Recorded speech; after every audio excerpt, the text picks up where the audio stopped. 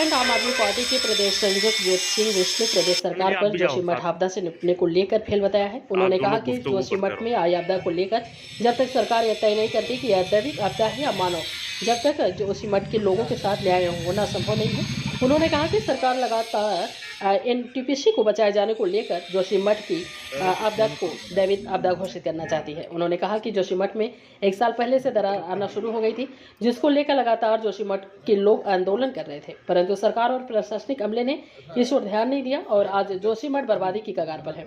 उन्होंने कहा कि सरकार द्वारा जोशीमठ में आपदा से ग्रसित लोगों को कहां पर स्थापित किया जाएगा, इसको लेकर अभी तक जगह चिन्हित नहीं की गई है। कोई ठोस कार्य योजना नहीं बनाई गई है।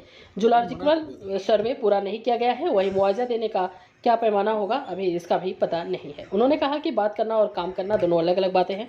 उन्होंने कहा कि जोशीमठ को लेकर मुख्यमंत्री द्वारा बड़ी बड़ी बातें की जा रही हैं, परंतु वह घोषणा कब पूरी होगी, उसको लेकर कैबिनेट कब निर्णय लेगा, इसका पता ही नहीं है। उन्होंने कहा कि भाजपा के पूर्व केंद्रीय मंत्री उमा भारती द्वारा उत्तराखंड के पहाड़ों में लगाए जा रहे हैं विभिन्न परियोजनाओं का शुरू से ही विरोध किया है। एक और बड़ा घोटाला हो गया कि जिस एसटीएफ ने नकल माफियाओं को पकड़ा, उस एसटीएफ से जांच हटाकर एसआईटी को दी गई। एसटीएफ के नकल घोटाले के उजागर करने को सरकार को रास नहीं आया, ये सबसे बड़ी बात है, और इसीलिए उन्होंने उनसे जांच हटा दी। तो इस ढंग का अगर सरकार का एटीट्यूड होगा तो नकल होती रहेगी।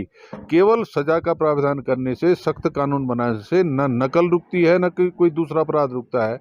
सरकार की इच्छा शक्ति मजबूत होगी, अपराधी को अगर डर होगा कि अगर हम कुछ गलत करेंगे तो हमको उसका दंड तुरंत मिलेगा, तो तब जो है कि ये अपराध रुकते हैं। सरकार, अपराधी बेखौफ है, नकल माफिया बेखौफ है, क्योंकि उनके ऊपर सत्ताधारी सफेद पोशों का हाथ है। तो उमा भारती ने तो इन परियोजनाओं पर ही सवाल उठा करके सुप्रीम कोर्ट में अपना एफिडेविट दिया था कि परियोजनाएं इस इलाके के लिए खतरनाक हैं। वो केंद्र में उस समय मंत्री थी, उनकी अपनी सरकार में मंत्री रहते नहीं सुनी गई। उनके दो विभाग मंत्रालयों ने जब सुप्रीम कोर्ट में सही समय पर जानकारी नहीं दी तो उमा भारती का एफिडेविट भी खारिज हो गया। तो उमा भारती ने जो चेतावनी दी उस समय उन्होंने इस समय भी सरकार के कामकाज पर सवाल उठाए, तो ये अपने आप में पर्याप्त है समझने के लिए कि भाजपा की उत्तराखंड की सरकार विस्थापितों, जो जोशीमठ के प्रभावित परिवार हैं, उनको अभी न्याय नहीं कर पा रही। लेकिन उससे बड़ी बात यह है कि एक शगुफा छोड़ा जा रहा है कि प्रधानमंत्री जी पल पल की मॉनिटरिंग कर रहे हैं, उनकी पैनी नज़र रखी हुई है, लेकिन प्रधानमंत्री जी ने तो 1 रुपये का पैकेज दिया नहीं। तो फिर मॉनिटरिंग करने से क्या हो जाएगा? लोगों को विस्थापित कैसे करेंगे? इसके लिए अगर राज्य सरकार सक्षम नहीं थी तो केंद्र सरकार को वहाँ से नीति निर्धारित करके और इस पर फैसला लेना चाहिए था, जो कि अब तक नहीं लिया गया।